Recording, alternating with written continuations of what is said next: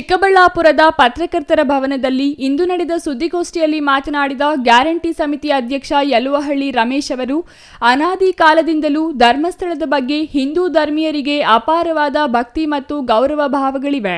ಇಂತಹ ಕ್ಷೇತ್ರದಲ್ಲಿ ನಡೆದಿವೆ ಎಂದು ಆರೋಪಿಸುತ್ತಿರುವ ಪ್ರಕರಣಗಳ ಬಗ್ಗೆ ಎಸ್ಐಟಿ ತನಿಖೆ ಮಾಡುತ್ತಿದ್ದು ಸತ್ಯಾಸತ್ಯತೆ ಹೊರತರಲಿ. ಆದರೆ ಎಸ್ಐಟಿ ಅಧಿಕಾರಿಗಳು ಯಾವುದೇ ವಿಚಾರ ಹೇಳದಿದ್ದರೂ ಅನಗತ್ಯವಾಗಿ ಅಪಪ್ರಚಾರಗಳನ್ನು ಹಬ್ಬಿಸುತ್ತಿರುವುದು ನೋವಿನ ಸಂಗತಿಯಾಗಿದೆ ಎಂದರು.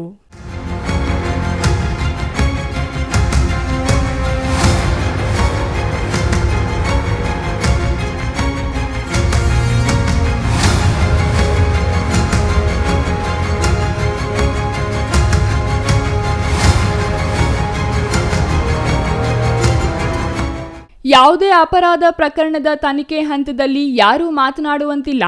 ಆದರೆ ಧರ್ಮಸ್ಥಳದ ಬಗ್ಗೆ ಅತಿ ಹೆಚ್ಚು ಅಪಪ್ರಚಾರ ಮಾಡುತ್ತಿರೋದರ ಹಿಂದೆ ಷಡ್ಯಂತರವಿರುವಂತೆ ಕಾಣುತ್ತಿದೆ.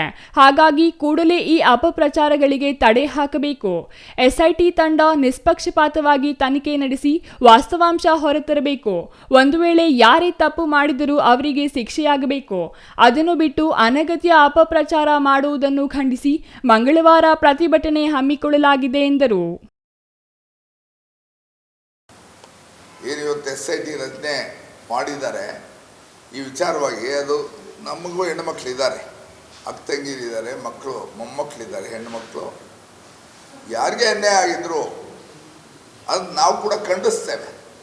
ನ್ಯಾಯಯುತವಾದ ತನಿಖೆ ಆಗಿ ಯಾರು ತಪ್ಪುಗಳು ಮಾಡಿರ್ತಾರೆ ಆ ತನಿಖೆ ಮುಖಾಂತರ ಗೊತ್ತಾಗಿರ್ತದೆ. ಇವತ್ತು ತಂತ್ರಜ್ಞಾನ ಭಾಳ ಮುಂದುವರೆದಿದೆ. ಅದು ಹೆಣ್ಣದ ಗಂಡದ ಮೂಳೆ ಇನ್ನೊಂದು ಮತ್ತೊಂದು, ಅದು ರೇಪ ಎಲ್ಲ ಮಾಡ್ರ ಇನ್ನೊಂದು ಮತ್ತೊಂದು ಎಲ್ಲನೂ ಇವತ್ತು ತಂತ್ರಜ್ಞಾನ ಜಾಸ್ತಿ ಆಗಿದೆ.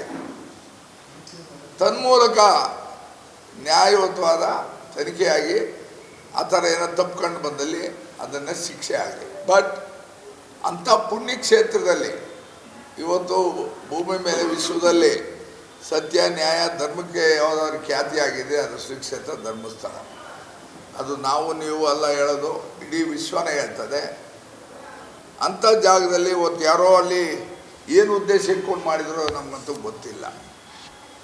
ಹಾಗಾಗಿ ಈ ಒಂದು ಹಿನ್ನೆಲೆಯಲ್ಲಿ ನಾವು ಕೂಡ ಇವತ್ತು ಸತ್ಯ ಹೊರಗೆ ಬರಲಿ, ಆ ಸತ್ಯ ಉಳಿಲಿ, ಧರ್ಮ ಉಳಿಲಿ, ಅಧರ್ಮ ಅಳಿಲಿ. ಚಿಕ್ಕಬಳ್ಳಾಪುರ ನಗರದ ಎಂಜಿ ರಸ್ತೆಯ ಮರಳು ಸಿದ್ದೇಶ್ವರ ದೇವಾಲಯದ ಮುಂದೆ ಪ್ರತಿಭಟನೆ ಮೆರವಣಿಗೆ ಆರಂಭವಾಗಲಿದ್ದು, ಎಂಜಿ ರಸ್ತೆ ಮೂಲಕ ಬಂದು ಶಿಡ್ಲಘಟ್ಟ ವೃತ್ತದಲ್ಲಿ ಕೆಲಕಾಲ ಪ್ರತಿಭಟನೆ ನಡೆಸಲಾಗುವುದು. ಇದು ಧಾರ್ಮಿಕ ಕ್ಷೇತ್ರದ ಮೇಲೆ ನಡೆಯುತ್ತಿರುವ ಅಪಪ್ರಚಾರದ ವಿರುದ್ಧ ಮಾಡುತ್ತಿರುವ ಹೋರಾಟವಾಗಿದ್ದು, ಇಂತಹ ಹೋರಾಟಕ್ಕೆ ಪ್ರತಿಯೊಬ್ಬರೂ ಕೈಜೋಡಿಸುವಂತೆ ಅವರು ಮನವಿ ಮಾಡಿದರು. ಧಾರ್ಮಿಕ ಭಾವನೆಗಳು, ಧಾರ್ಮಿಕ ನಂಬಿಕೆಗಳಿಗೆ ಧಕ್ಕೆ ಬರುವ ರೀತಿಯಲ್ಲಿ ಯಾರೂ ನಡೆದುಕೊಳ್ಳಬಾರದು. ಆದರೆ ಧರ್ಮಸ್ಥಳ ವಿಚಾರದಲ್ಲಿ ಇದು ನಡೆಯುತ್ತಿರುವ ಕಾರಣ ಬೀದಿಗಿಳಿದು ಹೋರಾಟ ನಡೆಸಬೇಕಿದೆ ಎಂದರು. ಯಾವುದೇ ಧರ್ಮ ಇರಲಿ, ಅಪಪ್ರಚಾರ, ಸುಳ್ಳು ಆರೋಪಗಳನ್ನು ಯಾರೂ ಮಾಡಬಾರದು.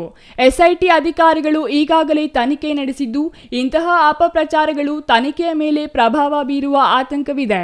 ಹಾಗಾಗಿ ಧಾರ್ಮಿಕ ಕ್ಷೇತ್ರವಾಗಿ ಧರ್ಮಸ್ಥಳದ ವಿಚಾರದಲ್ಲಿ ನಡೆಯುತ್ತಿರುವ ಷಡ್ಯಂತರ ಖಂಡಿಸಿ ಪ್ರತಿಭಟನೆ ನಡೆಸಲಾಗುತ್ತಿದೆ. ಇದಕ್ಕೆ ಪ್ರತಿಯೊಬ್ಬರೂ ಸಹಕರಿಸುವಂತೆ ಅವರು ಕೋರಿದರು.